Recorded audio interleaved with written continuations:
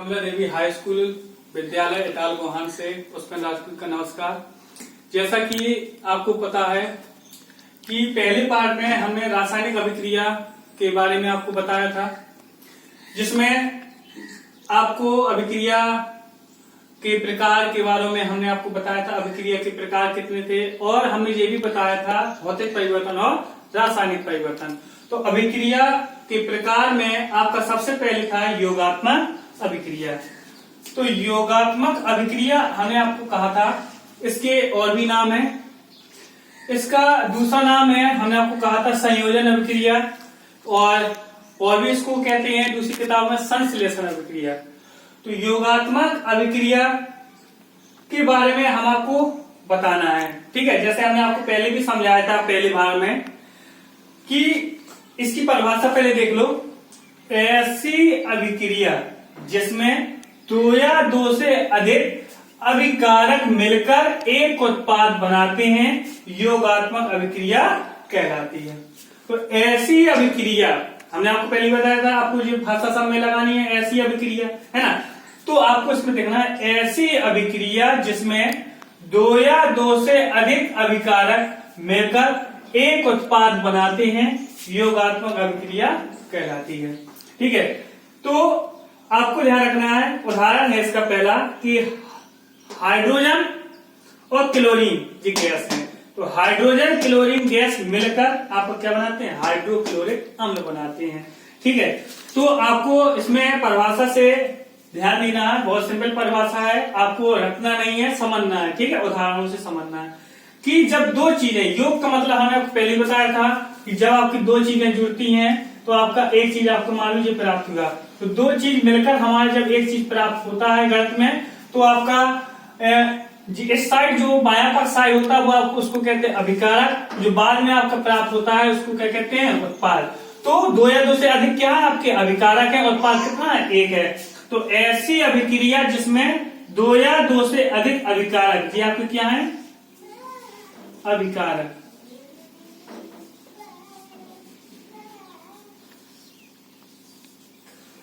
तो आपकी परिभाषा है ऐसी अभिक्रिया जिसमें, या हम सीधे कह सकते हैं जिस अभिक्रिया में दो या दो से अधिक अभिकारक मिलकर, प्लस का चिन्ह है तो इसलिए मिलकर, तो दो या दो से अधिक अभिकारक मिलकर एक उत्पाद बनाते हैं। दो या दो से अधिक अभिकारक मिलकर एक उत्पाद बनाते हैं, तो योगात्मक अभिक्रिया कहलाती है। तो आपको इसमें ध्यान रखना, संतुलित करना भी है, समीकरण को संतुलित लिखा जाता है, ठीक है, नहीं तो आपको बोर्ड पेपर में नंबर नहीं मिलते। तो इसमें है आपका H2 और Cl2। तो H2 में हाइड्रोजन गैस है और ये क्या, क्लोरीन गैस है। तो हाइड्रोजन गैस में कितने अणु हैं उसके, दो, और इसमें कितने हैं उत्पाद में, एक। तो इसको पूरा करने के लिए हमको यहाँ पर दो का गुणा करेंगे। देखो अब समीकरण संतुलित हो जाता है, क्योंकि Cl भी कितने हो गए, दो, क्योंकि जब दो का गुणा होता है तो आपका H में भी दो का गुणा हो गया और Cl में भी हो गया, ठीक है। तो आपका समीकरण ये संतुलित लिखा जाता है आपका। अब इसी प्रकार हम आपका दूसरा उदाहरण भी देते हैं। ये है आपका कि इसमें भी आप देखो दो अभिकारक है, कितने अभिकारक है, दो, और उत्पाद कितना है, केवल एक। तो जब दो अभिकारक मिलकर एक उत्पाद बनाता है तो आपका योगात्मक अभिक्रिया हो जाएगी। तो इसमें आपको ध्यान रखना क्या है, ये है आपका कैल्शियम ऑक्साइड। क्या है आपका, कैल्शियम ऑक्साइड।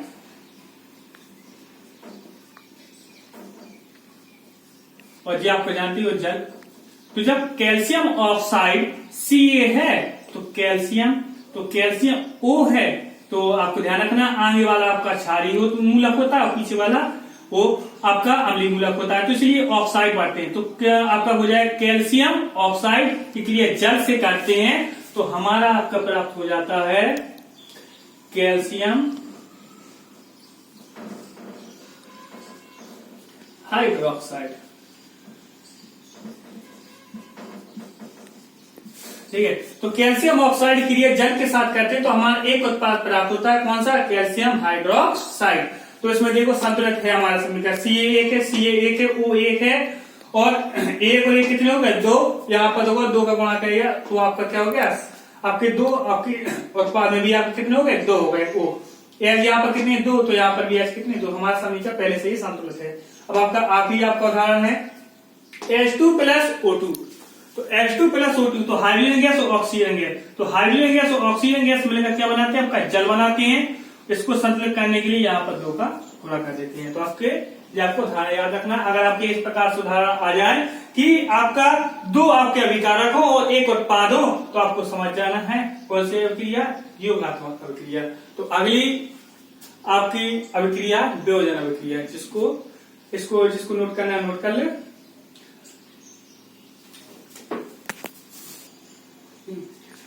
तो अब आपको बताते हैं वियोजन अभिक्रिया।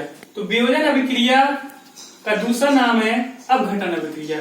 तो वियोजन अभिक्रिया का मतलब होता है कि हमने आपको कल ही बताया था, वियोजन वियोग होना, टूटना। अपघटन मतलब भी क्या होता है, टूटना। तो वियोजन अभिक्रिया ऐसी अभिक्रिया है जिसमें एक अभिकारक टूटकर, ऐसी अभिक्रिया जिसमें एक अभिकारक टूटकर 2 या 2 से अधिक उत्पाद बनाते हैं, वियोजन अभिक्रिया कहलाती है। ये होगी परिभाषा। तो ऐसी अभिक्रिया जिसमें एक अभिकारक टूटकर 2 या 2 से अधिक उत्पाद बनाते हैं, वियोजन अभिक्रिया कहलाती है। इसका उदाहरण है आपका तो HgO। Hg मतलब होता है आपका मरकरी। मरकरी आपके 2 होते हैं, मर्क्यूरस और मर्क्यूरेट। तो यहां पर आपका हो जाएगा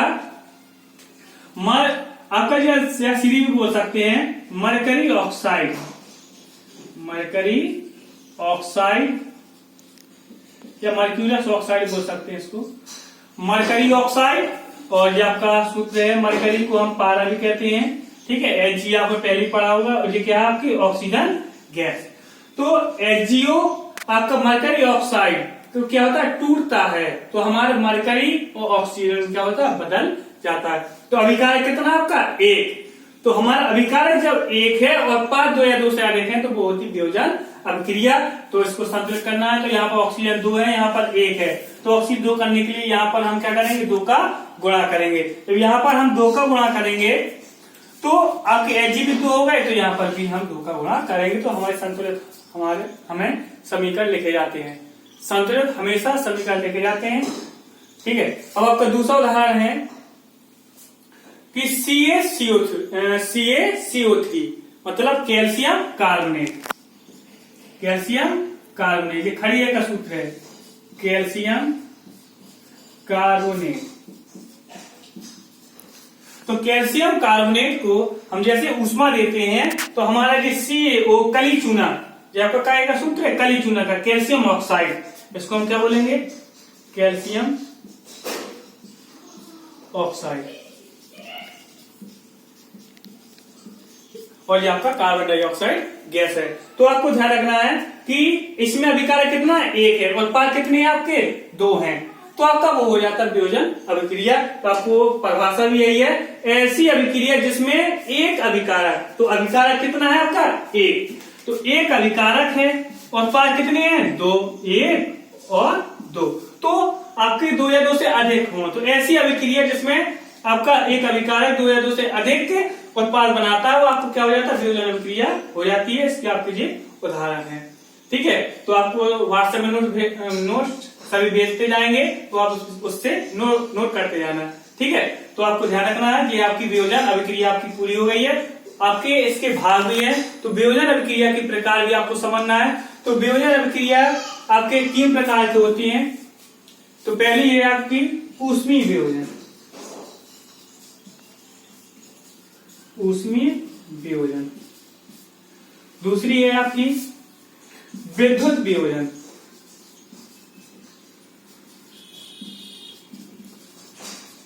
तीसरी है आपकी प्रकाश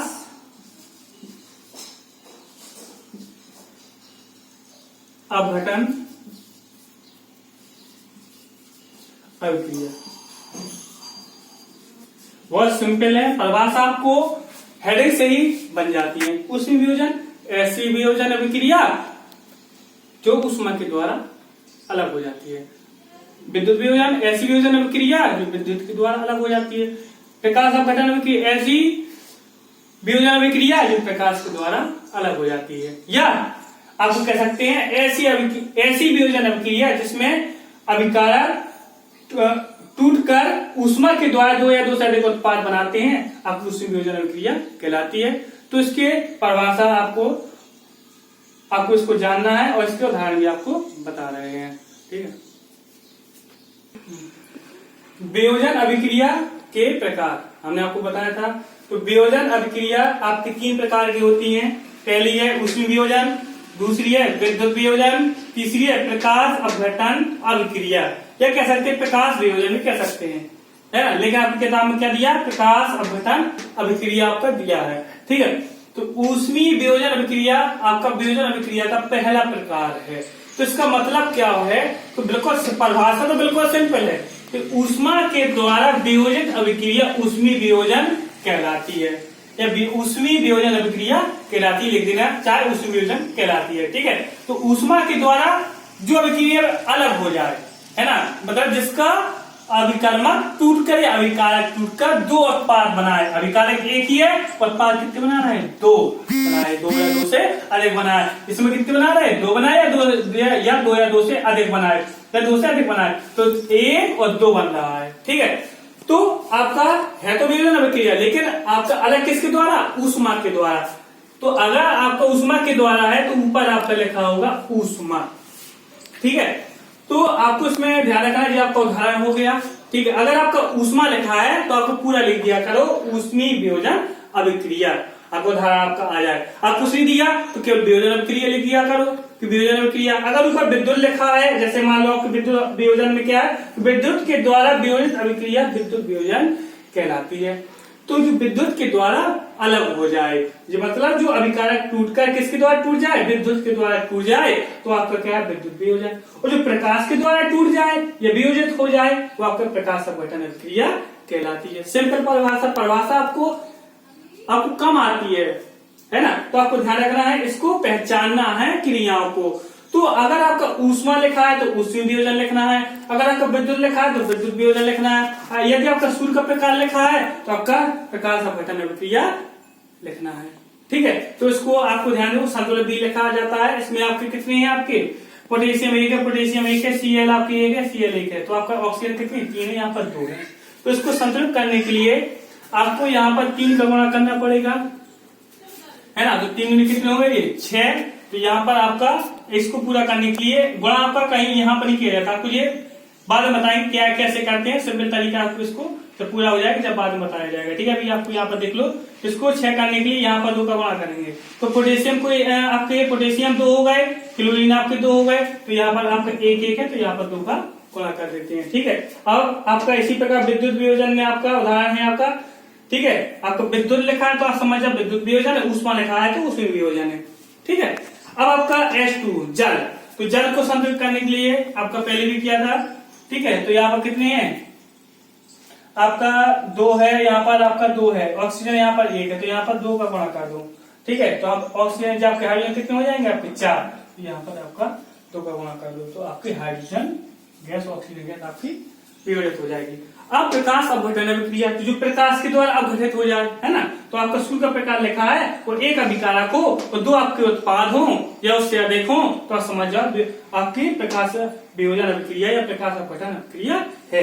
तो इसको संतुलित करने की यहाँ पर Cl2 है, तो यहाँ पर आपका 2 का गुणा कर दो, तो जिसकी वजह से आपका सिल्वर क्या हो जाएगा, आपका 2 हो जाएंगे, तो यहाँ पर 2 का गुणा कर दो, इसको बोलेंगे सिल्वर क्लोराइड। तो अब आपको ध्यान रखना है, अगले पार्ट में आपका ये पार्ट 2 था, जब पार्ट 3 करेंगे, है ना, तो उसमें आपको बताया जाएगा विस्थापन अभिक्रिया और द्विविस्थापन अभिक्रिया और मंद एवं तीव्र अभिक्रिया आपको अगले पार्ट में बताया जाएगा।